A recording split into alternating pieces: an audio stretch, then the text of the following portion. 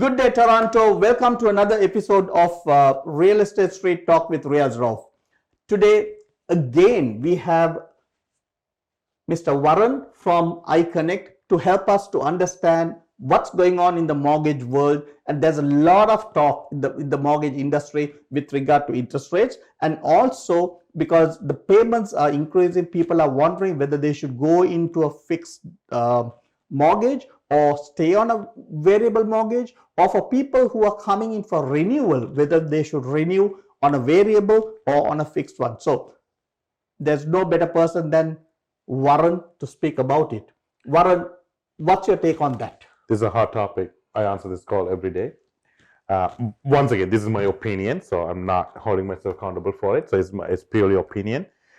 So at this point, if you take a short-term rate or a 5-year fixed or a variable, the rates are relatively the same. So we have the ceiling of the rates of the hike of the prime rate.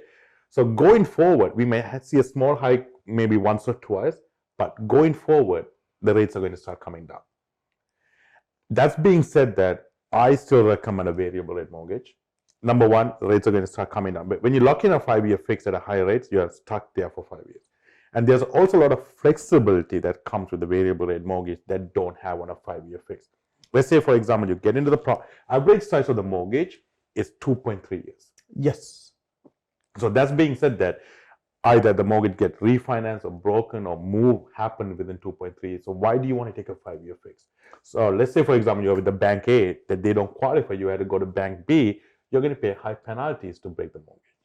So yeah, so Varan, good point that you brought up, because this is the new figures that you're giving. What I knew was earlier, we used to tell people that even if you go for a 3-year or a 5-year, you're breaking your mortgage. The average person breaks the mortgage in 3.2. Now it's 2.3, like 2.3, right? This has been changed. So what it means is you are not even waiting for the 3 years. You are breaking it, or you are refinancing it, or doing something with it. You are doing something with it. Oh, yeah.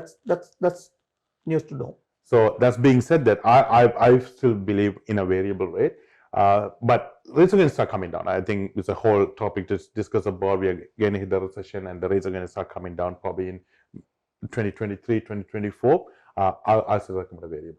Well, I'm a firm believer that I see in variable for all our properties that we have. On one side for business reasons, and also on one side for religious purposes also. Yeah, we keep it at variable. Wherever there is a good gain, yes, we absorb the gains, and wherever we have to lose out some money for a few days, that works out. But interestingly, say for example, there is a lot of mortgages people who had taken last year, say for 1-year terms, etc.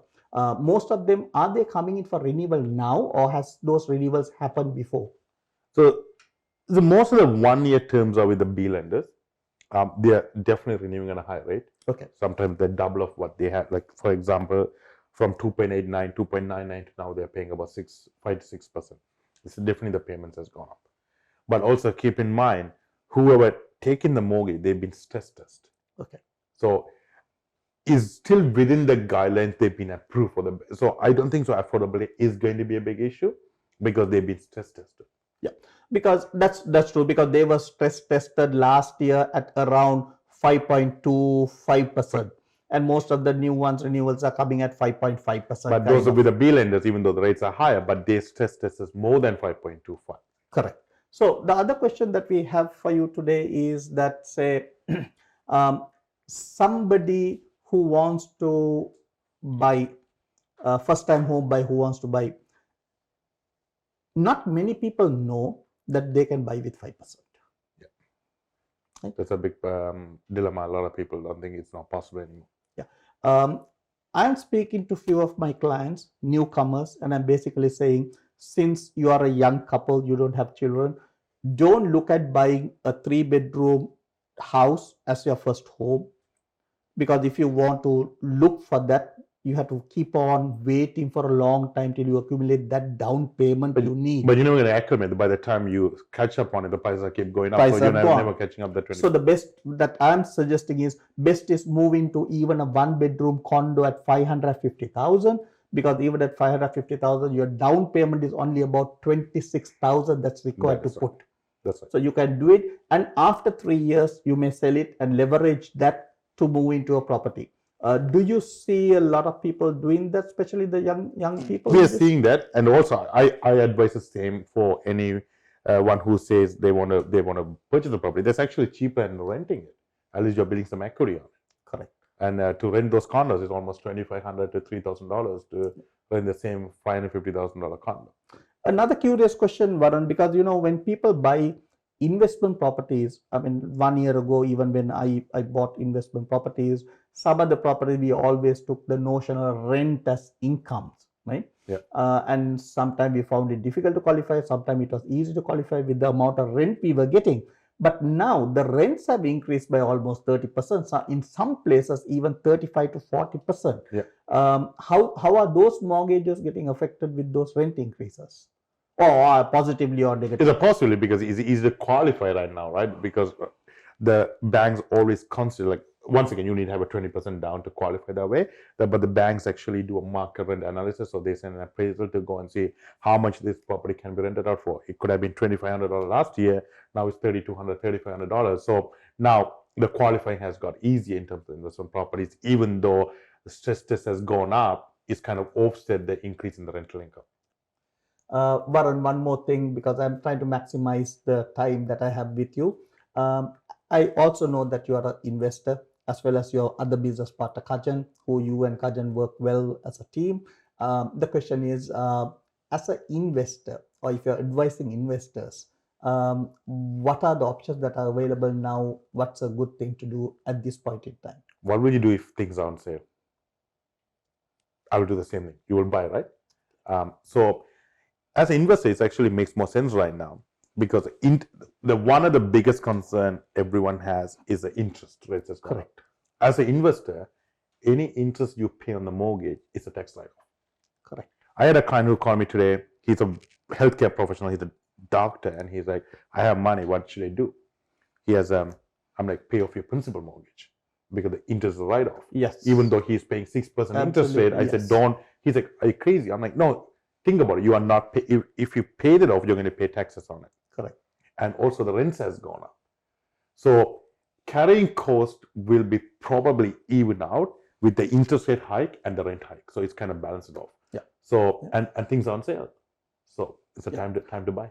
So this is an interesting conversation we had in our office in the lunchroom a few days ago. So we were looking at, so the argument is, at the moment there are a lot of bargains that are in the market. Yeah. For instance, a property that has a mortgage of say $1 million mortgage on a property. Last year it was around 2% the mortgage, and now if it's variable, it has gone up to about 5.25. Yeah. So in other words, they are paying 3% more. Mm-hmm. So in other words, their expenses are $30,000 more compared to last year. Compared to last year. So they may incur 30,000 now, and they may incur another 30,000 next year. But on the other hand, what they're buying is a 1.5 million worth property. They're buying for about 1,150,000. Yeah. So when the market is back in about a year or year and a half, you have that solid 200,000 gain for yourself. You can flip it. You can whatever you want to do, and also, but keeping on the same side, the rent has gone up as well, right? So if you're buying right now, you're going to get rental income based on today's rent, not on the last year rent. That's also gone up by 30%. Yeah. This reminds me to ask you one more question, Varan, if it's okay. I'm taking Sure. your time. One of the things that I come across a lot with people who want to invest, I keep them away from, as much as possible, from student rentals, and also buying condos in places like Waterloo, Oshawa, and also London, Ontario. And I have come across when it's a one bedroom, if it's less than 485 square feet, people don't give a mortgage. Yeah. On the other hand, if it's very close to a university, we have a difficulty. Or even sometimes a house with 3 bedrooms close to a university becomes an issue if they have already rented, and if it shows on MLS as a rental property. Any thoughts? There's definitely be a challenge with it, because some areas have been zoned as a student rental, and especially in Oshawa, right by UIT, there's a lot of areas by student rental, and the condos are the same thing as well, because those condos are not resellable quickly because it's geared more towards the students. If you're buying for your children to go to school, what we suggest is hard to get the financing. Take the line on your home and pay cash, because these condos are not that expensive.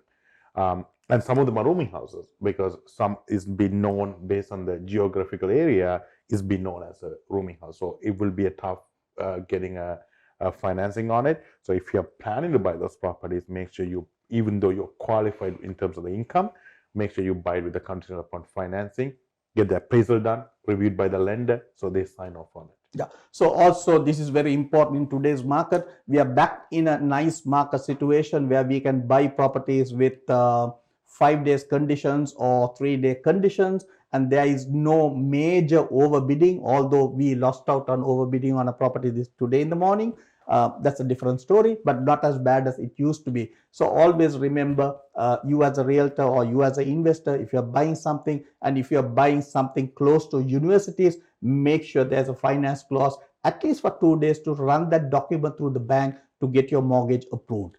And please feel free to give me a call or Varan. And Varan, please, I'm sure the audience would love to share your phone number. Sure. And they might want to call you up and take you up on this. And please give us your phone number. My cell phone number is 905-999-7193.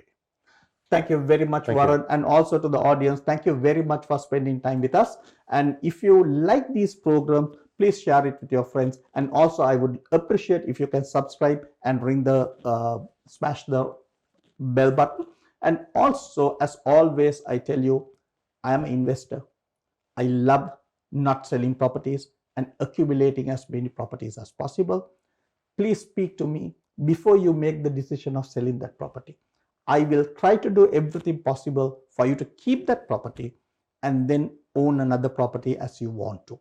If you have to sell the property, let me know. At least give me 2 reasons to sell, and I'll sell it for a good price. Riyaz Rauf, a household name. Thank you for investing your time with us. Thank you. It's extremely important to understand that I am giving my opinions here as a realtor and an investor, serving myself, my family, and my friends. It's also important to understand, while talking about real estate, obviously we will be talking about legal side, finances, and taxes.